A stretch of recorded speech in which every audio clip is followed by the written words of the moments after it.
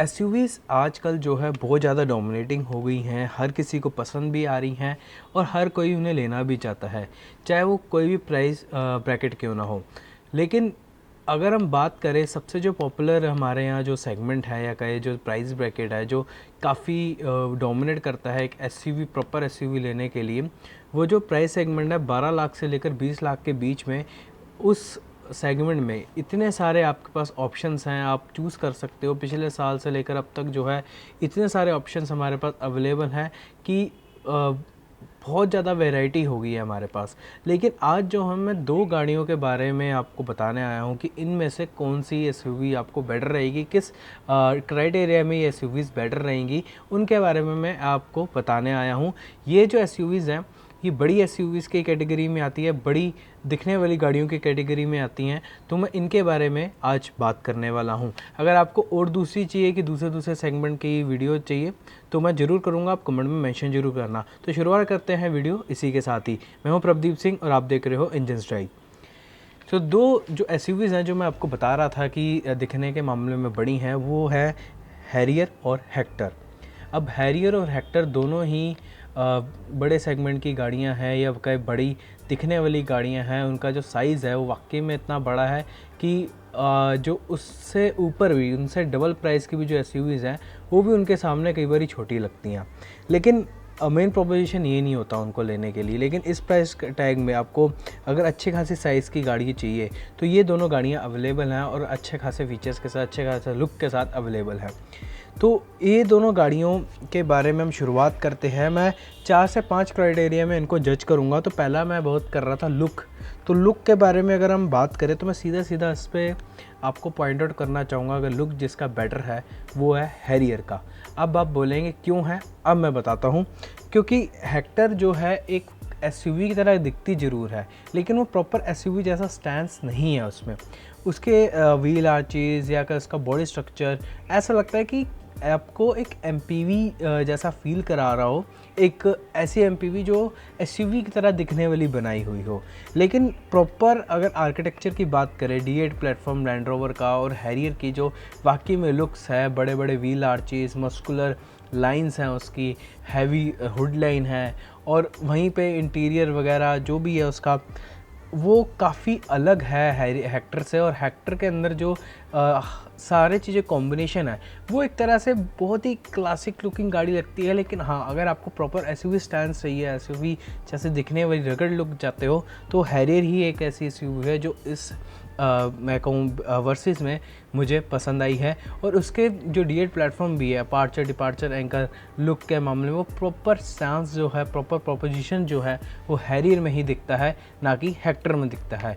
Hector के अंदर काफ़ी कन्फ्यूजिंग कह लो या काफ़ी बिजी डिज़ाइन लैंग्वेज लगती है।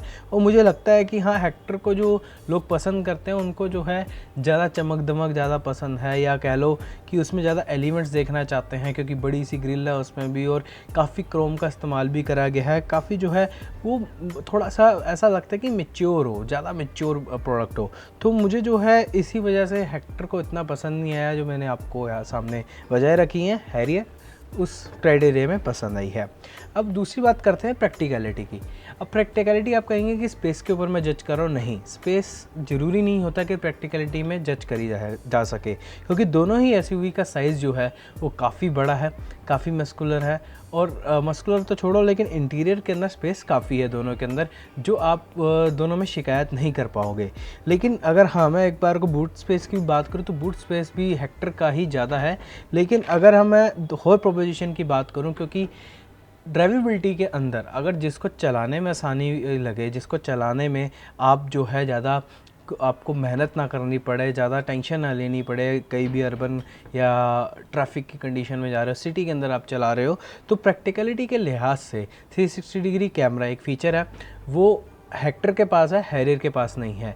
लेकिन और भी प्रोपोजिशन होते हैं, जैसे easy to handling. Easy to handling मैं यहाँ पर जो है हेक्टर को रखूँगा, क्योंकि हेक्टर के अंदर लाइट स्टीयरिंग है और इलेक्ट्रिक यूनिट है, और उसके जो बॉडी लाइन भी और भी नैरो है, और तो जो ब्लाइंड स्पॉट वगैरह है वो जो है हेक्टर में कम है हैरियर के बजाय। लेकिन बात करी जा सके और भी ऐसी चीज़ें हैं जो कि उसे अच्छा मूविंग अराउंड बनाती हैं, वो यही वजह हैं कि उसमें 360 डिग्री कैमरा, आपको टाइट स्पॉट में निकालने में कोई प्रॉब्लम नहीं नज़र आएगी, आपको मैनूवरिंग अराउंड में कोई नज़र आएगी, it feel light on the steering side. लेकिन हाँ, दोनों ही एसयूवी काफ़ी हैवी हैं, और वज़न के लिहाज से देखा जाए और स्टीयरिंग रिस्पॉन्स के हिसाब से देखा जाए तो हैरियर थोड़ा सा हैवी फील करता है। हालांकि वज़न उतना नहीं है, लेकिन हैरियर थोड़ा सा हैवी फील कराता है, और उसके व्यूइंग एंगल्स भी इतने अच्छे नहीं हैं जितने हेक्टर के हों। तो ये क्राइटेरिया पे मैं जो है हेक्टर को आगे रखूँगा प्रैक्टिकलिटी के मामले में। अब तीसरा जो है मैं परफॉर्मेंस को मानूँगा। मैं यहाँ पर पहले ही दो चीज़ें क्लियर करना चाहता हूँ कि परफॉर्मेंस जो है मैं कुछ चीज़ों पर जज करूँगा, लेकिन अभी जो इंजन ऑप्शंस की बात करें तो इंजन ऑप्शंस में पेट्रोल इंजन सिर्फ हेक्टर के पास है। हैरियर के अंदर माइट भी इन फ्यूचर आ सकता है, लेकिन अभी अवेलेबल नहीं है। और हेक्टर के अंदर जो ऑटोमेटिक भी है वो आपको पेट्रोल के अंदर मिलेगा। अगर हाँ, आप जो है पेट्रोल ही इन दोनों में से चाहते हो कि पेट्रोल ही गाड़ी लिया जाए बजाय डीजल के, तो जी हेक्टर ही एक ऑप्शन बचता है आपके पास। लेकिन मैं यहाँ पर आपको कुछ चीज़ें बताना चाहूँगा कि हेक्टर के पास जो डीजल इंजन है उसके अंदर ऑटोमेटिक नहीं है जैसा मैंने आपको बताया, और हैरियर के अंदर डीजल ऑप्शन में ऑटोमेटिक भी है। और दोनों ही डीजल ऑप्शन जो है हेक्टर और हैरियर के अंदर एक ही इंजन ऑप्शन है, मतलब कि 2.0 लीटर का जो फिएट सोर्स वाला इंजन है दोनों ही प्रोवाइड कर रहे हैं, या अभी सबको मालूम होगा।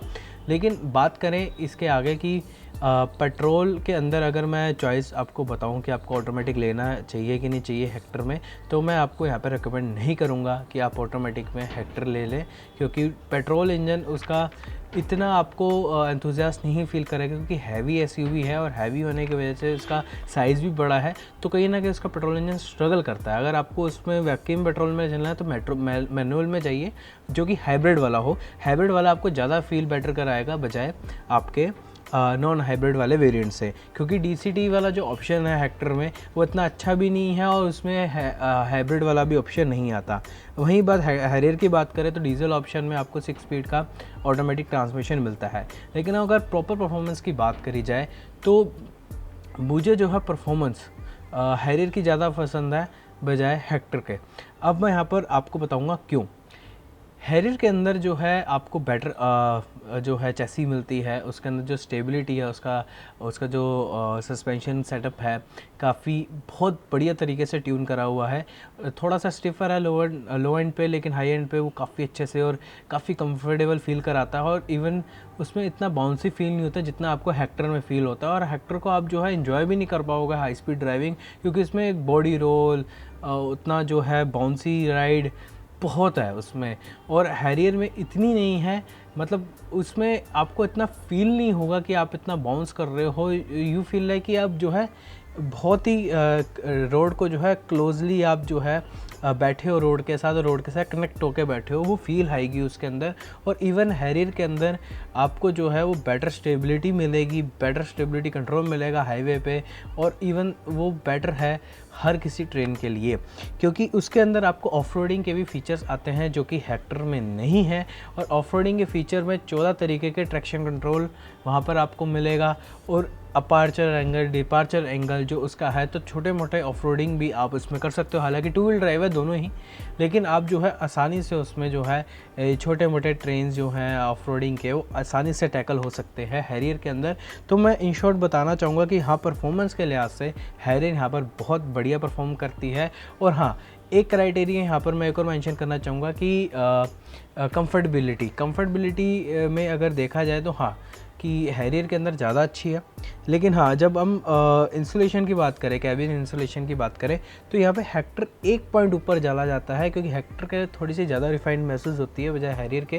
लेकिन हैरियर के अंदर भी अब जो अपडेट आया 2020 का, उसमें 70 PS पावर कर दी गई है, उसमें पूरा ट्यून वाला इंजन करा गया, काफ़ी काम करा गया उसको लेकर। लेकिन फिर भी अभी भी कुछ ना कुछ क्राइटेरिया पे हेक्टर यहाँ पर एक कदम आगे चली जाती है। लेकिन ये आपके लिए, आपके ऊपर है कि अगर आप जब टेस्टेड करोगे तो आपको वो चीज़ महसूस होती है कि नहीं। तो मेरे लिहाज से परफॉर्मेंस जी हैरियर में है। अब बात करते हैं वैल्यू फॉर मनी फ़ीचर्स के बारे में, यानी कि फ़ीचर्स जो कैसे आ रहे हैं दोनों गाड़ियों में। तो दोनों गाड़ियों में ऑलमोस्ट फ़ीचर सेम है, तो मैं कुछ डिफरेंट कर देता हूँ कि हैरियर के अंदर जो क्या मिसिंग है, क्योंकि हेक्टर के अंदर सारे फीचर अवेलेबल है। हैरियर के अंदर आपको बड़ी इंफोटेनमेंट स्क्रीन नहीं मिलती, 8.8 इंच की स्क्रीन है उसमें, और उसके अंदर जो है आपको 360 डिग्री कैमरा नहीं मिलता, और जो है कनेक्टेड फीचर्स नहीं मिलते। और अगर देखा जाए तो उसमें पावर जो सीट्स आती हैं वो भी अवेलेबल है, लेकिन ड्राइवर साइड के लिए। और ऐसी जो है छोटी मोटी चीज़ें जो हैं वो हेक्टर के अंदर ही ज़्यादा है, लेकिन ऑलमोस्ट फीचर्स जो हैं पैनोरामिक सनरूफ एक बेसिक फीचर का विदाउट कनेक्टेड फीचर के साथ, तो हैरियर में वो सब अवेलेबल है। लेकिन यहाँ पर अगर हम बात करें कि फ़ीचर्स सारे अवेलेबल ज़रूर हैं सब में उसमें, लेकिन हेक्टर में सब अवेलेबल है, लेकिन आप उन्हें कितना यूज़ कर पाओगे, क्योंकि दोनों का ही यूआई जो है, अगर यूज़र एक्सपीरियंस है इंफोटेनमेंट का, वो इतना बेटर नहीं होता, इतना बेटर फील नहीं कराता। लेकिन मुझे लगता है कि कहीं ना कहीं जो दोनों गाड़ियाँ हैं, दोनों गाड़ियों का एक प्रोपोजिशन है, तो उस लिहाज से मुझे लगता है कि हाँ, हेक्टर के अंदर ही सबसे ज़्यादा आपको वैल्यू फॉर मनी फ़ीचर मिलते हैं, क्योंकि उसका जो मैं आगे लास्ट पॉइंट बताने वाला हूँ प्राइसिंग के मामले में भी मुझे लगता है कि हाँ, वैल्यू फॉर मनी फ़ीचर्स जो है वो हेक्टर के पास ही आपको मिलेंगे। लेकिन अब जो है, अब मैं यहाँ पर बता 4 पॉइंट मैंने यहाँ पर क्लियर करे, जिसमें दो पॉइंट दोनों के पक्ष में है। हैरियर के अंदर लुक्स और परफॉर्मेंस, प्रैक्टिकलिटी के अंदर हेक्टर, और वैल्यू फॉर मनी फ़ीचर के अंदर भी हेक्टर है। तो दो पॉइंट एक दूसरे को दोनों को मिलेंगे। अब बात कर लेते हैं लास्ट पॉइंट की, प्राइसिंग एंड सर्विसेज के बारे में। अब आप कहेंगे सर्विस मैंने क्यों जोड़ा, मैं आगे बताऊंगा मैंने क्यों जोड़ा, लेकिन पहले प्राइस के बारे में बात करें तो जो हैरियर का प्राइसिंग है वो रखा गया है 18,75,000 का, जो कि मैनुअल का है, और ऑटोमेटिक का लगभग 20 लाख के आसपास चला जाता है। और वहीं जो हेक्टर है उसका जो मैनुअल वाले के साथ 18,75,000 जो हैरियर का है, उससे करीब 1 लाख रुपए कम है। तो प्राइसिंग के मामले में ज़रूर आप सोचेंगे कि हेक्टर अच्छा है, वो बात आपकी सही है। लेकिन अगर आप पिछले साल के कंपैरिजन से देखें, क्योंकि पिछले साल जो वेरिएंट अवेलेबल था हैरियर में, उस वेरिएंट में भी आपको काफ़ी सारे फीचर्स अवेलेबल हैं, लेकिन कुछ फीचर को छोड़ के जो एक्स्ट्रा अलाउ करे गए हैं, panoramic sunroof, power adjustable seats, ऐसे फीचर जो अलाउ करे गए हैं अब जो नई हैरियर में आए हैं, वो जो हैं उससे पहले वाली जो वेरिएंट था एग्जैक्ट वाला, उसका जो प्राइस है वो लगभग 10-15 हज़ार सस्ता है जो अभी वाली हेक्टर का है, आपकी टॉप मॉडल वाली का। लेकिन फिर भी अभी भी जो है वैल्यू फॉर मनी जो पैकेजेस है, या कहें वैल्यू फॉर मनी प्राइसिंग है, वो हेक्टर के पास ही है। लेकिन इसी का दूसरा पार्ट में अगर आप बात करें तो जो सर्विस है, तो सर्विसेज के बारे में अगर मैं आपको बोलूँ तो MG के पास जो है सिर्फ एक सर्विस पैकेज है, या कहीं आफ्टर सेल्स का एक पीस ऑफ माइंड पैकेज, जैसे MG शील्ड का नाम दिया गया है। 5 साल के अनलिमिटेड किलोमीटर की वारंटी है, और आपको 5 जो है फ्री जो है सर्विसेज मिलेंगी, और उसके बाद जो है रोड असिस्ट वगैरह सब उसको साथ में दिया गया है। लेकिन बात ऐसी है, उसमें आपको मेंटेनेंस पैकेजेस भी अवेलेबल हैं, और एक बाय बैक गारंटी की भी उनके पास एक स्कीम है, वो भी अवेलेबल है, जिसको आपको एक्स्ट्रा कॉस्ट दे के रिडीम करना पड़ेगा। वो करीब 40 हज़ार से स्टार्ट हो जाती है। तो बाय बैक गारंटी भी अवेलेबल है। तो पैकेजेस काफ़ी अच्छे हैं MG के पास, लेकिन ज़रूरी नहीं है कि ये चीज़ें अच्छी हैं तो MG जो है एकदम परफेक्ट ब्रांड बन जाता है इस कंपैरिजन की चॉइस के लिए। क्योंकि ऐसा है कि टाटा के पास भी सर्विसेज पैकेज अवेलेबल है। वारंटी पैकेजेस वो स्टैंडर्ड में तो इतना हैवी तो नहीं दे रही कि जैसे 5 साल की वारंटी पूरी 1 साल के साथ अनलिमिटेड किलोमीटर की दे नहीं रही, लेकिन वो एक्सटेंडेड आप करा सकते हो पैसे देकर, जो नॉर्मल है आजकल सब मिलती हैं। लेकिन टाटा के पास एडवांटेजेस ये हैं कि उसके पास भी सर्विस पैकेजेस अवेलेबल है, एनुअल मेंटेनेंस, और कई बारी जो है बायबैक गारंटी का भी ऑफ़र वो लाती रहती है। तो ज़रूरी नहीं है कि ये ऑफ़र सिर्फ MG के पास हो, टाटा के पास भी मिल सकते हैं, बस आपको उनको अलाउ कराना पड़ेगा जब भी टाटा उन्हें देगी, क्योंकि डिस्काउंट तो अभी मिलेगा ही आपको, क्योंकि अभी पहले जो है अभी डिस्काउंट का काफ़ी दौर चलने वाला है। तो मुझे लगता है चाहे MG डिस्काउंट अलाउ ना करे, टाटा अलाउ करेगी तो उसमें काफ़ी सारे जो भी है आपको एडवांटेजेस भी मिल सकते हैं। तो और दूसरा एडवांटेज ये है टाटा के पास कि उसके पास ज़्यादा सर्विस नेटवर्क अवेलेबल है, ज़्यादा उसके जो सर्विस पार्ट्स वगैरह आपको अच्छे से अलाउ हो जाएंगे। आपके घर के पास सर्विस सेंटर मिल जाएगा, आपको शोरूम मिल जाएगा उनका। तो जो कवरेज है पूरे ऑल ओवर इंडिया की टाटा की बेहतर है। और आप मानते ही हो क्योंकि कमर्शियल लाइन में ये चीज़ों का होना बहुत ज़रूरी होता है। स्पेयर पार्ट्स का जो भी उसके दिक्कतें आती हैं सर्विस नेटवर्क का, तो वहाँ पर टाटा को अच्छा खासा एक्सपीरियंस है। तो इस चीज़ को लेकर कि एमजी का भी एक्सपीरियंस इंडिया में इतना नहीं है, तो मुझे लगता है कि वहाँ पर हाँ, अभी हाल फिलहाल के टाइम के लिए मौजूदा दौर पे तो मैं फिर टाटा पे ही भरोसा करूँगा एमजी के अलावा, क्योंकि अभी जो है जो भी उसमें आपको चाहे पैकेज बड़ा अच्छा मिल रहा हो, लेकिन जब गाड़ी दिक्कत देना चालू कर जाती है, एक एज होती है हर गाड़ी की, चाहे कोई गाड़ी परफेक्ट ना हो, लेकिन एक टाइम के बाद कोई ना कोई खर्चा मांगती है, कोई ना कोई उसके सर्विस पार्ट्स में लगते हैं, कुछ ना कुछ उसमें इशू आते ही हैं। तो वो उसको मद्देनज़र रखते हुए मुझे लगता है कि यहाँ पर जो सर्विस वाला पार्ट है वो मैं टाटा की तरफ दूंगा। लेकिन अब बात ऐसी है कि 3-3 पॉइंट दोनों की तरफ चले गए हैं, तो दोनों के ऊपर टाई हो गया है। जी हाँ, आपकी बात सही है कि मैंने यहाँ पर टाई करा है। उसकी वजह ये है कि आपको अब डिसाइड करना है अपने करैक्टरिस्टिक्स से कि आपको कौन सी गाड़ी पसंद है अपनी हिसाब से।